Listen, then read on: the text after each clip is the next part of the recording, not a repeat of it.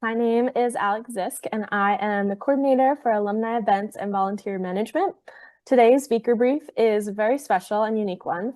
Along with hosting this webinar live, this one is in partnership with the Prison Education Program. So it will also be shown to our alumni and students that are in the program who are currently incarcerated. So welcome to them too. Our speaker today is Mariah Bolella. She graduated from Eastern in 2016 and then continued her education to Temple Law, where she graduated with a Doctor of Law in 2019.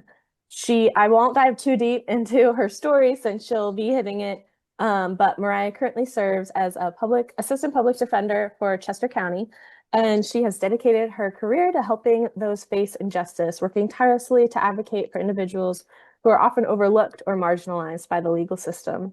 Through her effort, she strives not only to provide immediate support and representation, but also to address the deeper systematic issues that contribute to the cycles of incarceration.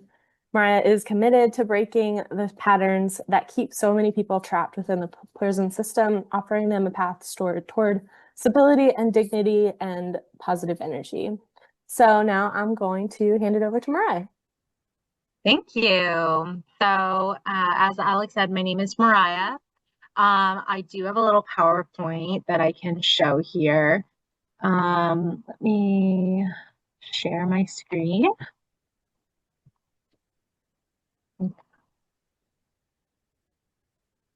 Can you see that? Mm-hmm. Yeah. Okay. So, I titled this, What Does Pursuing Godly Justice Look Like as a Defense Attorney? And kind of talking about, in general, injustices that I see in the system. And as a Christian criminal defense attorney, what does it look like to pursue justice in my field? And what are some things that I do personally to help me in my job, just day to day, and get through the struggles that I see my clients facing.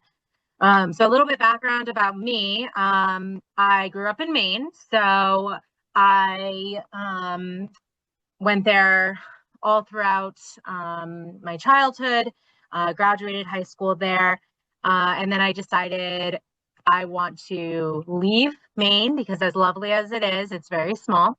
So I decided to get out of Maine, and Eastern University was one of the three schools I was really interested in. I wanted a Christian school. I wanted it to be pretty small, and I wanted it within driving distance. So Eastern University was my choice, and it ended up being amazing. I met all my friends there, my husband there.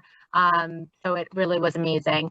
And at Eastern, I got an undergrad in social work. And so through that, I was able to do lots of very cool internships and opportunities through my degree. And I think my degree in social work really helped me have a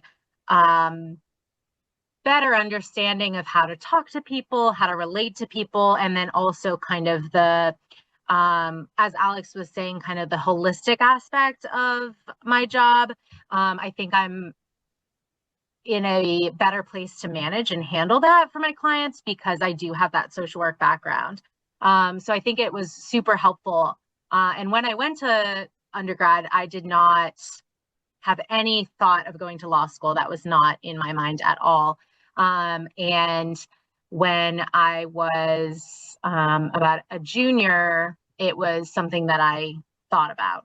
And one of the things that really impacted me heavily throughout my undergrad experience was prison ministry. So I was the president of prison ministry in my sophomore and junior and I think senior year, all throughout my undergrad experience. Through that, I was able to make a lot of connections. We went to the Lancaster Youth Intervention Center and worked with the juveniles who were housed there. We did a lot of outreach programs and trying to advocate for those incarcerated on the prison camp or on the Eastern campus. We did a meeting at one point at Chester or the prison in Chester, SEI Chester. And we went there and did like a worship time there with some of the inmates. And that was just a very powerful experience, and really taught me a lot about this population. Made me really want to work with this particular population, but I didn't know how. I was still in social work at the time, learning different things. I interned at a school it was like an alternative school for kids with behavioral issues. And I interned at Covenant House in New Jersey, which is a nonprofit that serves like 18 to 22-year-olds who are homeless in the New Jersey, southern New Jersey area. So I did an internship with them. And through that, I was kind of touching on these populations and types of, individuals. But I wasn't directly working with incarcerated folks, and that's really where my heart was. So I decided to go to law school. That was kind of a spontaneous decision. My parents were like, "We think you'd be good at this. You're very good at arguing." And I was like, "Okay, well, maybe I will." So I took the LSAT, went to law school right from undergrad. So I graduated in 2016 and then immediately went to Temple University for law school. And as you can see there, the picture of Temple University, I showed my friend this because she was watching me like put it together, and she was like, "Is that a prison?" And I was like, "No, it's not a prison, but it kind of looks like a prison, and it felt like a prison when I was there." But it's the law school. So inside is actually like almost worse. It's like there's no windows. It's obviously not a prison, but it really does look like one. And when you're in law school, it kind of feels like you're trapped because you are just studying constantly. So law school was not like the best experience personally, but career-wise, it was amazing. I got lots of experience. One of the things that I did in law school that really set me up to do well in advocacy was the School Discipline Advocacy Service, which is a program where you can basically you go in to the school district of Philadelphia and you represent kids who are being disciplined. So you don't need to have like a law degree. It's kind of a volunteer position, but they use law students to help advocate and represent kids at these hearings so that they're not being taken advantage of. We argued evidentiary issues if there were some. There was certain amounts of hearsay argument that we could make and stuff like that. So it was a very cool kind of introduction to defense work. And I was very heavily involved in that all 3 years at law school. And then I also interned at the Defender Association of Philadelphia, which is like the public defender of Philadelphia. They have their own kind of nonprofit agency that works to represent indigent folks in Philadelphia. And I also interned at the Montgomery County Public Defenders as well, and kind of got several different experiences by working at both of those. So after law school, when I graduated, I still didn't really know what I wanted to do specifically, but I had this drive that I wanted to become a public defender. Like I knew that that was something that I wanted to do, just at least to try it out and see how I liked it. I loved working with people. I loved kind of the fast-paced nature of the work. And I liked being in court. I liked talking. So I thought that would probably be a good job for me. But I wasn't there yet. So I clerked for a year with a judge in Bucks County, and he did civil work. And I quickly found out after doing a year of civil work that I did not want to do civil work.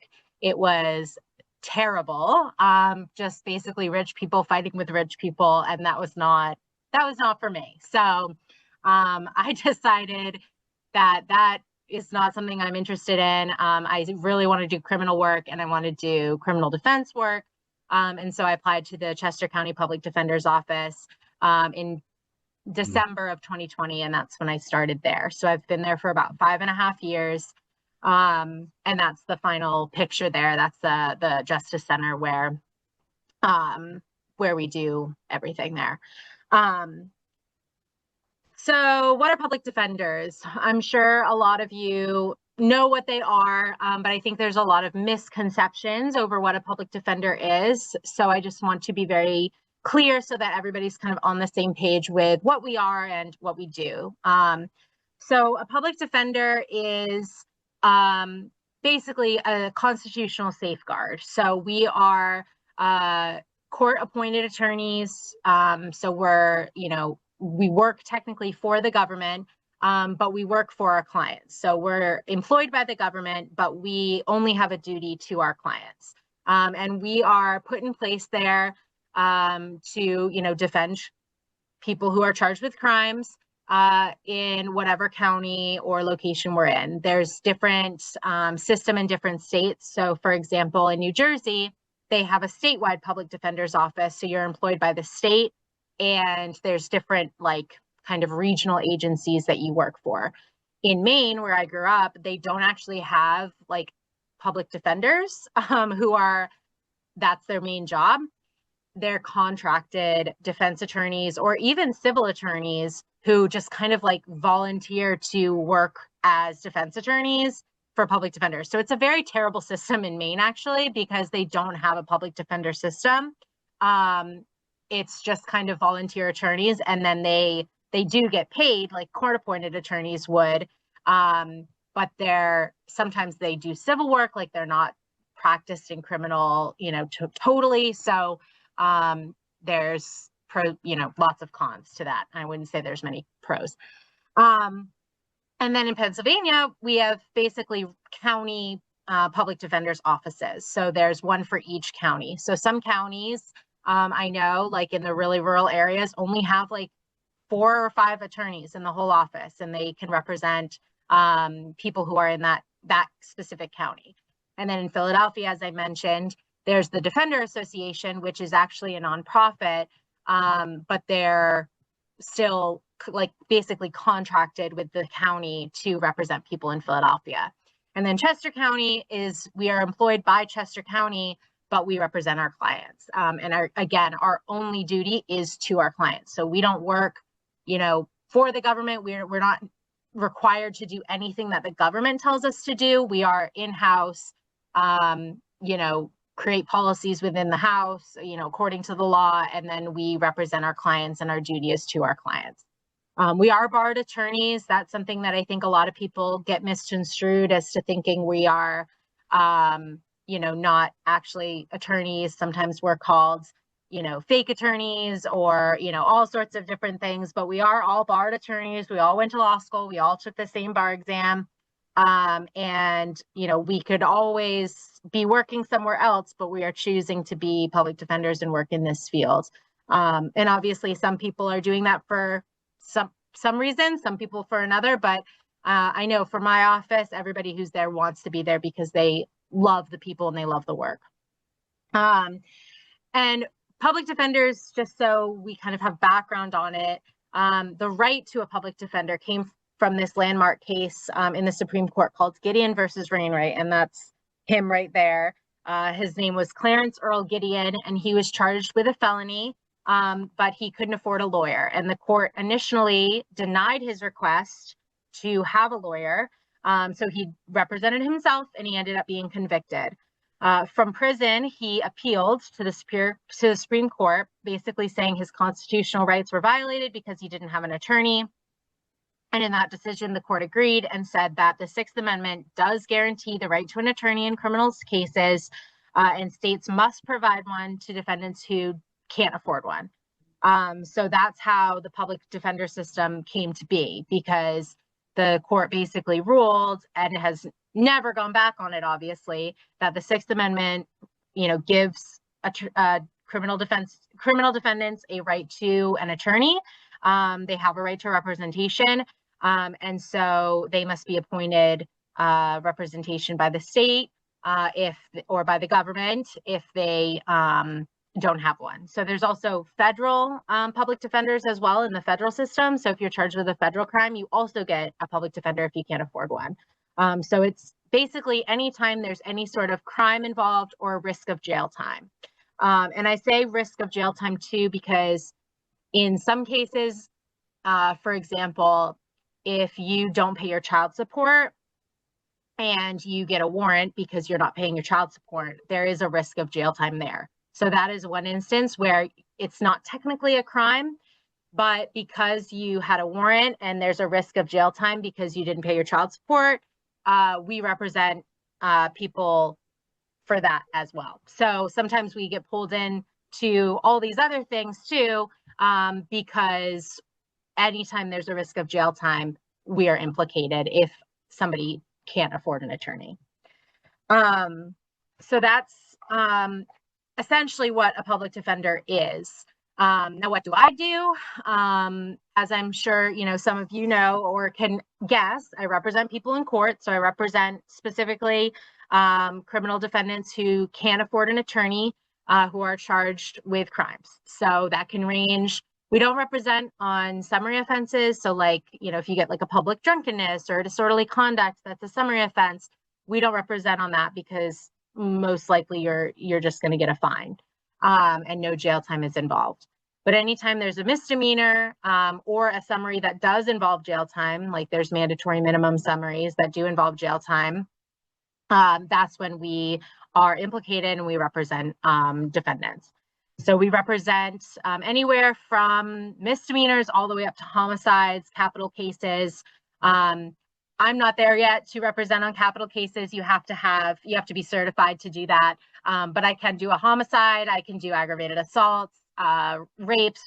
If you're a trial attorney in a courtroom, you can do everything. So my caseload is, from a simple possession or a simple DUI all the way up to, attempted homicides, aggravated assaults, and the like. We file motions. We can file pretrial motions, bail motions to reduce somebody's bail or change a condition of bail. We can file speedy trial motions to, people have a right to a speedy trial. So if that's violated, we could file a motion for that. Motions in limine, which is a motion that you file kind of to clarify evidence and evidence questions prior to a trial. We can file those. We review discovery if there's issues involved, or if we need to file a motion because we looked at the discovery and we see that rights have been violated, we can file a motion with regard to that. We also review discovery with our clients, obviously, as well. So that might mean, going to the prison, looking at videos, going through paperwork, going through medical records, all those different things. Sometimes we hire experts, and we have experts come in and look at the discovery, talk to our clients, make determinations, and make a report that then they use to either mitigate to get a better deal with the prosecutor, or to basically testify at trial on their expertise. We negotiate with the district attorneys, with the prosecutors. So we try to, come up with mitigation, which is, anything good about a client, things they're doing well, job, childhood history, that trauma that might impact them, drug and alcohol history, mental health history. Those are types of things that are mitigation that we can present to the DA to try to negotiate a better outcome. Pretrial hearings, pleas, obviously, if you plead guilty, we negotiate that, and then we do that in front of a judge. Trials, and then sentencings, where we present why somebody should be sentenced to a particular charge, a particular sentence. We also do violation of probation or parole hearings. So when somebody is put on probation or parole, if they violate that, for example, if they get a different charge while they're on probation, or if they violate the conditions, we represent people at those as well. And then obviously lots of client communication. That's the bulk of my job, is just talking to clients about process, walking them through their case, making sure that they understand, what the next steps are, what's happening with their case, what their offer is, which is what the district attorney has presented to us to resolve the case, and all sorts of stuff like that. Sometimes we also have to talk to them about the mitigation. So we talk to them about, hey, we need your, job history, or we'd like to share with the district attorney, what you're doing, character letters, different things like that. So we talk with clients about, gathering those things. And sometimes we talk with them about their own history, because we need that information to then either present to the judge or the district attorney. So that's all the parts of my job. Every day is different. Every day is interesting. I'm in court frequently. Courts work differently in different counties, but I'm in court with my judge that I'm assigned to like every 4 weeks or so. And then in between that time, I might be on call, which is when you're kind of doing like random floating things throughout the courthouse that we're required to do as public defenders. Or I might be just reviewing discovery and prepping cases for the next time I'm in court. So that's kind of my day to day. Now this is Lady Justice. I brought this up because she's kind of like a symbol for the justice system. And it's very symbolic to what it should be, not necessarily what it is all the time, but I have her in my office, like a little statue of her. And I thought it was interesting to point it out. So she's a symbol of the legal system, represents fairness and equality under the law, or what should be fairness and equality under the law. The blindfold that she's wearing represents that the justice system is unbiased. There's no favoritism. The scales that she's holding show that she's weighing the evidence on both sides, trying to make a determination as to what the right outcome is. The sword that she's carrying is a symbol of authority and enforcement of the law and how it impacts the justice system. And it basically just is a representation that everybody should be treated equally in court under the law and under the legal system. Now, whether that happens or not is a different story. So as a public defender, we are in court like all the time. We're often seeing the same judges in our counties. We're seeing the same district attorneys. And a lot of people ask, like, am I better off to get a public defender or a private counsel? And obviously, if you can afford private counsel, private representation, that's what you have to do.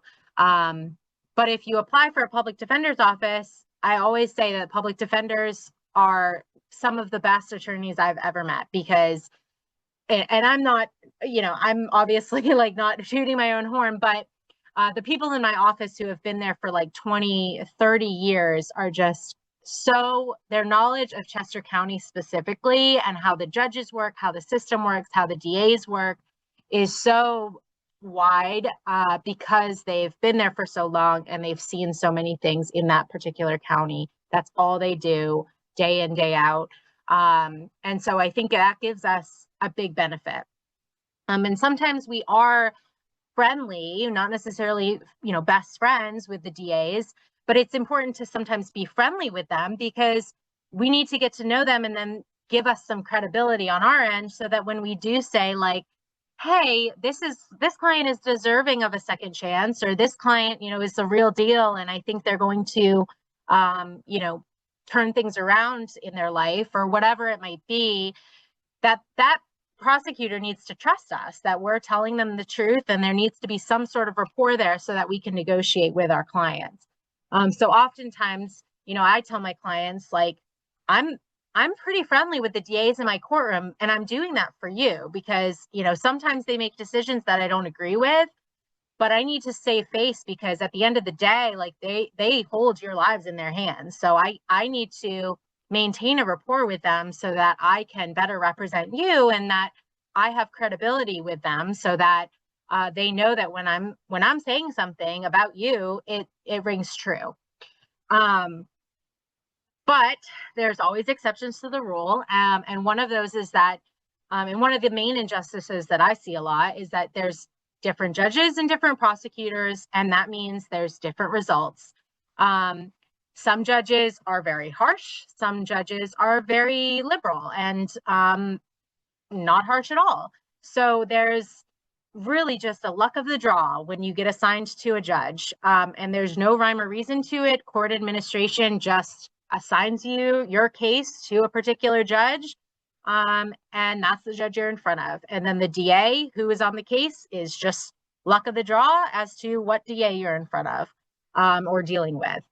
So some DAs are really great. Some are very lazy. Some are very, on top of it and very willing to listen. And some are just hard and hold fast to what their belief is.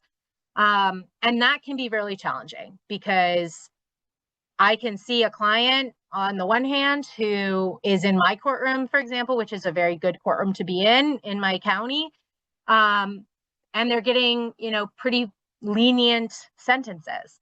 And then if that same exact case with those same exact facts is in a different courtroom, just luck of the draw, they're going to state prison, or they're going to, be in jail for a long time.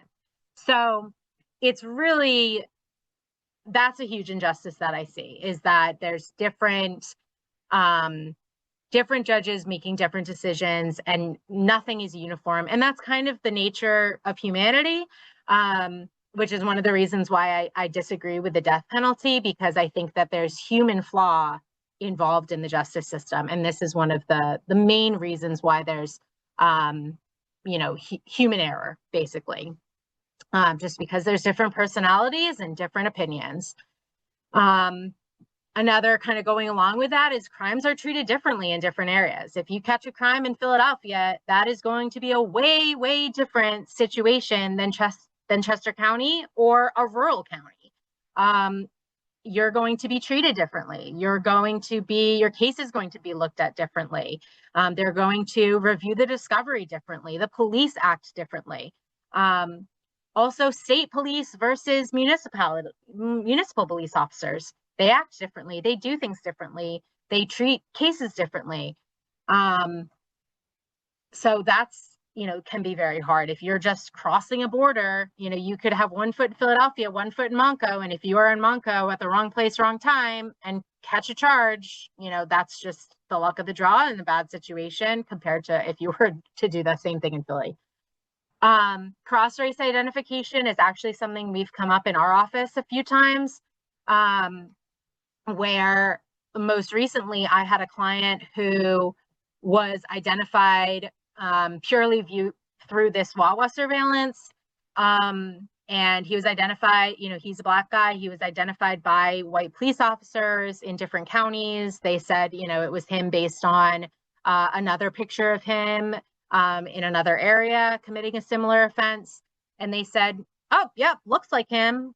And then I basically polled my office, and everybody was like, I don't know. And then it turns out he wasn't the same guy at all. And my guy had a full alibi to the whole thing. And then we had another case where my friend in my office had a similar situation. The guy was identified. Turns out it doesn't actually look like him. But that cross-race identification can be a challenge. And oftentimes propensity, which kind of is the next step, meaning like you've done the same charge before, can create bias in police officers in their investigation. If my guy had committed the same charge in a different county, very close in time to this case. So they said, okay, well, these two guys look similar and they both committed the same offense, so they're probably the same guy. But they did not do any further investigation to actually make that determination. Turns out it wasn't at all, and he's still, sitting in jail over it. Hopefully he's going to get out very soon, but that's just, another injustice that I see. Another thing that we see a lot is those who can't afford a private attorney but don't then qualify for public defender representation. So there's kind of this middle ground between people who apply for our office. So in order to be represented by the public defenders, you have to make below a certain threshold of the poverty level. And we have to deny people sometimes if they make too much money. But some people make not too much money to be represented by us, but not enough money to hire private counsel. I mean, private counsel is incredibly expensive. And if you have a bunch of bills or debt or whatever it may be, which we do consider, but you can still kind of be in that middle ground where you can't afford a private attorney.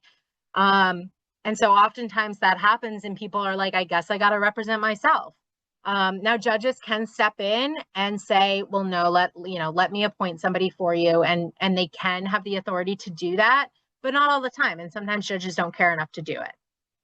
Wealth-based inequality, this kind of goes along with it. Obviously, bail is a huge issue. Setting bail, I've had clients sitting in jail over $100, $10, like nothing. Whereas other clients, who have money are getting out at $100,000 bail and they're posting it. So that's a huge issue, obviously. And we do our best, as public defenders to make sure that those people who are sitting in on such nominal amounts of bail are getting out on unsecured bail or just on their own recognizance. But obviously, not every judge is willing to do that. And I think that creates some injustice there as well. A huge thing that I've seen recently is lack of mental health resources. We have lots of drug and alcohol resources. I think we're kind of saturated almost with drug and alcohol, and not a ton of mental health resources. There's really nothing actually at the prison at Chester County at all for mental health other than medication. And if you want to do an evaluation on your client, you have to hire a psychologist to come in and do it. So if a client has an attorney who's representing them, they might not necessarily be able to afford that extra amount of money to get an evaluation done. There's very limited resources to, if somebody's not capable of living on their own, to get them released to like stable housing with that mental health component. There's not a ton of mental health treatment. So that's a huge issue that we deal with a lot, because a lot of people have mental health issues that are not being treated. Plea bargaining pressure to get out of jail. This is a big one. Obviously, people feel pressured to get out of jail if they're given a time served offer. And if they didn't do it, they still are agreeable to it because they'd rather do that than sit and wait for a trial for months. So that's obviously creates natural injustice. And then reentry challenges. I think this speaks for itself, but the problems that people face once they get out of jail. And oftentimes that's something that we don't have a ton of control over, because once we're done with the case, we close the file and that's it. The person's sentenced. We don't really touch it anymore. So kind of creating a holistic system, making sure probation is on board with reentry processes and different things like that. And our county is working on that. They do have like a reentry coordinator, and they do try hard to help with that. But resources are just always a challenge. So I'll kind of speed things up here. I know I'm losing time. But how I stay positive amidst the injustice. So obviously I'm a Christian. The main thing that I think about when I'm at work is, and especially if I see something that I feel unjust, or if I get a sentence that I disagree with for a client, I have to remind myself, like, God is on the throne. He is sovereign. The justice comes from him alone. My job is to mirror Christ. I can only do so much. I can represent my client to the best of my ability, be a light in their life, make sure that they feel heard, make sure that they feel understood, make sure that their rights are protected. But I can only do so much. And so I think, having that understanding and that background, that ultimately justice comes from God. And, I pray for that sometimes when I have clients who are facing, going to trial or taking a plea. And, I've had a couple cases where I'm not sure I'm comfortable with either. I'm nervous about going to trial because of the risk it is, but I also don't really want them to take the plea because I am uncomfortable with that as well, because I believe that they truly didn't do it. And so I often pray when that happens, like, God, I just pray that your justice is done here. And I've seen that come to light. I've seen God, the morning of trial, I get this new offer from the district attorney, and it's kind of the best of both worlds, and then we take it. I've seen that happen in a case where I was specifically praying that morning, like, I don't know what the right answer is. I don't know how to handle this case. Just God, can you work in it? And, your will be done. And, the outcome was, I think, the just and right outcome for both parties, for the, alleged victim in the case who, I didn't know to believe or not, and the defendant in the case who I also, didn't know to believe or not. So, that can be hard, but I think, recognizing that God's in control, is, the biggest thing. And then, I think lastly, clients are image bearers. So, no matter what people have done, they're more than the worst thing that they have ever done. And they can do so much more and can be so much greater because they do have, that image of Christ within them. And then finally, just a little bit of what justice should look like and what justice is according to the Bible. So justice is restorative. Justice focuses on healing, reconciliation, restoring people rather than just punishment. Justice is merciful.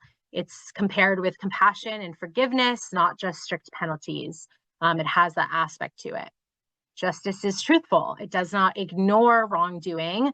Wrongdoing is named, it's taken seriously, but it's paired with all these other things as well.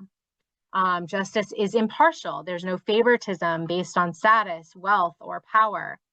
Justice is redemptive. It aims at change and transformation, not just consequences. It's protective of the vulnerable. It emphasizes care for the poor, the oppressed, the marginalized, the mentally ill, the drug addicts. It emphasizes those things, and its goal is to protect those. Justice is righteous. It's about setting things right in relationships and society, not just legal proportion. And it's accountable.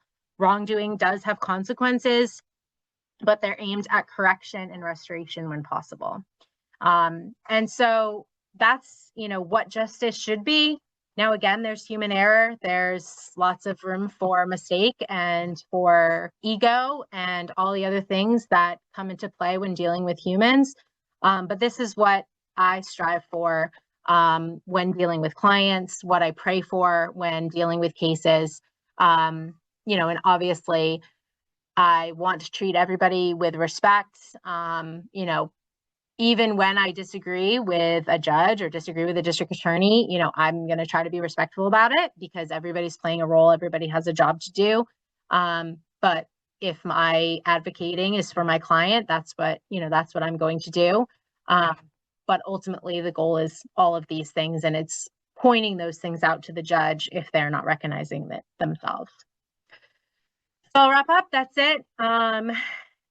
Obviously, if anybody has questions, they can email me or call me. That's my direct office line, or reach out to me with any follow-up. So thank you, Alex.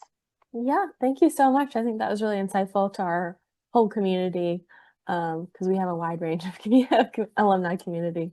Yeah. So in addition to Mariah, we also have Travis with us. He currently serves as Eastern's Assistant Director of the Prison Education Program.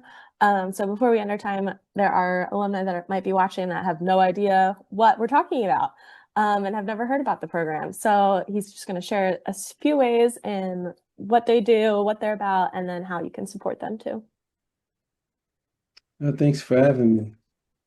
Let me see. I guess I can start off by saying the reason why probably many people don't know about us. We're fairly new. Dr. Johnson of the Palmer Seminary that's where she's the dean, and she developed this program, the prison education program. She began it to put things together back in 2015. We didn't get our first cohort to 2021. So it's been a process. But and that first cohort, we have our students, we collaborate with SCI Chester. That's the prison that's in Chester. I think Mariah mentioned that earlier. Was that's the prison you was talking about? Okay. See, she put herself on mute. She didn't think this was going to be interactive. So yeah, yeah, it was. It's in Chester City, not Yeah, Chester County, but yeah, exactly. yeah. So yes, and yeah, it's been that process has been, to help these students in education finish their associate's degree in liberal arts. That's where, if you know Eastern University, we have a strong liberal arts school. And that's where one of our graduates is in the Templeton Honors College now. Um, so let me go back to like this. So the first cohort was in 2021, and that runs 2 years, and then they ran another cohort at the same time. It's like a nice handoff and every 2 years.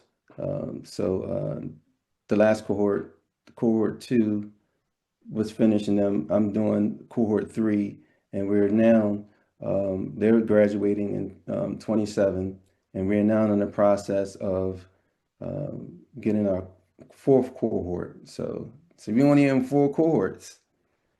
So this is our fourth one, and we're gathering those applications now.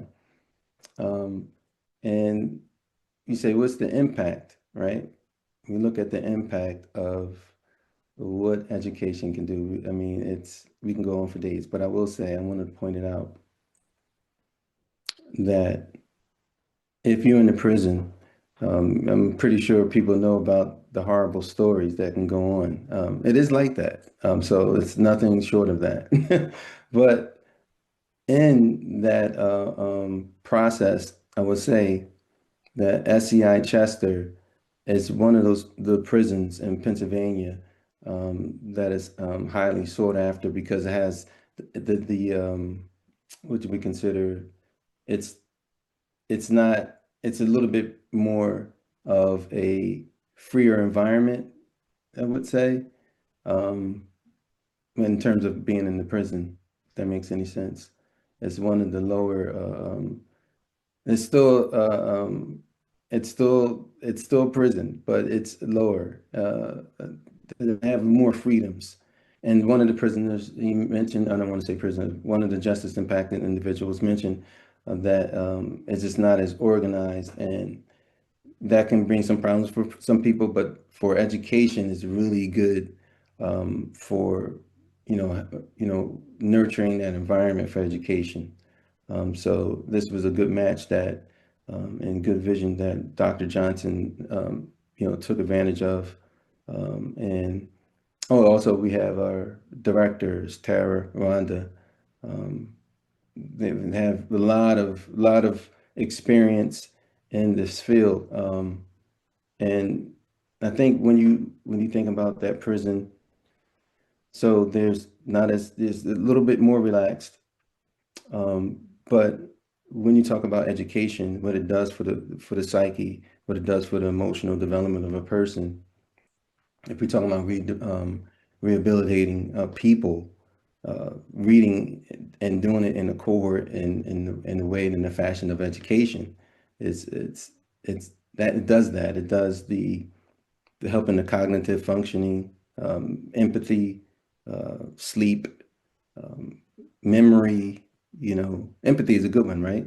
I mean, we talk about that's reading does, period, right? Reading books, something that we as I think a nation need to get back into. I had to say that on there.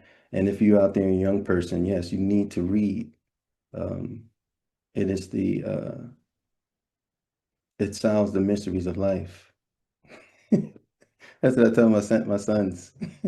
Reading unlocks the mysteries of life. And as Mariah has known, like in law, you get into the law. Um, it's different out in the real world, but at least you have that knowledge base that can help you navigate. And that's what I think we're doing for the students. Some of them may not get out. Some are getting out. Like I said, we had a couple of students that are out. I think I want to say 7 that I know of. It could be more. I'm sorry if I don't know the number. But yeah, we have a couple of guys that are on campus now. We have he actually lives on campus. We have a couple of students who work on campus. So, the impact is that we change lives. And, Mariah mentioned like redemption, some of the things that we haven't done well in this country.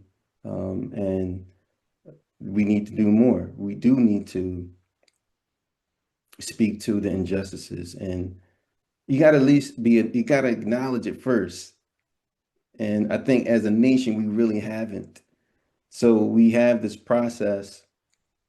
Yes, there are people who've done bad things, but there are guys that are students that are a part of the Eastern University that haven't done crimes and they shouldn't be in. But, they're dealing with it. And that's why we come in to help them get through those moments, those tough emotional distress and stress of being in prison for something they didn't really do. And you hear about the new unconstitutional for second degree murder felony, right? So a lot of guys are impacted by that are students and other guys in SCI Chester. And we talk about godly justice, right? It's just some of these things that happens. A gentleman just released from that prison, that same prison, 42 years for something he didn't do. 42 years.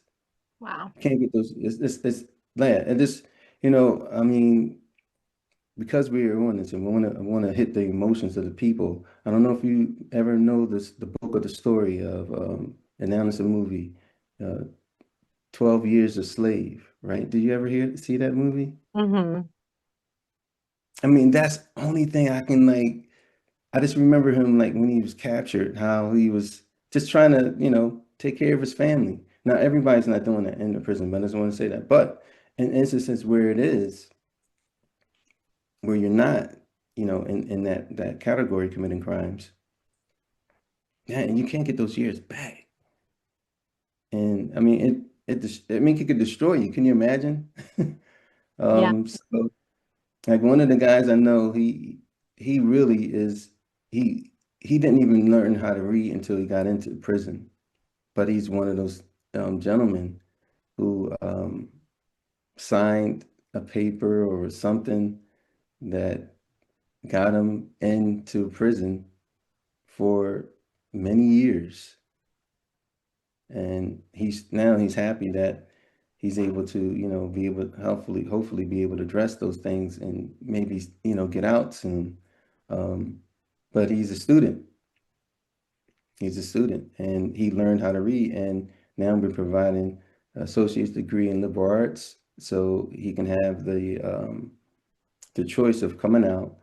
He can go into business, he can go into psychology, he can have a choice. That's what the liberal arts, I think it's really good to give him a good basis of education and higher education. So is that good enough, or should I say some Yeah, other that's great. things? To our alumni that are watching too, if you're interested in learning more or you want to donate to their program, you can visit eastern.edu/prison education program, and they have a big donation button on the side. I know Travis and his team would appreciate it. So I want to put in that little plug. But yeah, thank you, Mariah and Travis, both for all the work that you both do in the system and helping people get out and educated and just being positive and being good lights to them. And I know there are other people in our community that are also doing that. Yeah. So thank you. But But can I say one more yeah, thing too? go for it. Yeah. I'm gonna say this too. If you're a student watching, Mhm. man, the challenge, these guys, man, I know they say they don't have anything else to do, but you in the same situation, you in a dorm just like them, and they get busy with the reading and they're sharp on their education. So they're Mhm. hungry for it. So you have no excuse. No excuse. I That's think good. a few of Very them need to fair. hear That's very fair. that. Well, thank you for watching this edition of the Beaker Brief. And be sure to look out for our next one, which will be on May 28th live, or it'll be recorded as well and on our YouTube channel. That one is with Dr. Nicole Rayfield. She owns a nail polish company, so she will be hosting Polish, Profits, and Prophecy, Building a Beauty Brand Through Faith and Obedience. So we cover a wide range of Beaker Briefs, so be sure Nice. to check that out. And thank you, and I hope you all have a great night. You too. Bye. Thanks, Thank you. Alex. Appreciate it.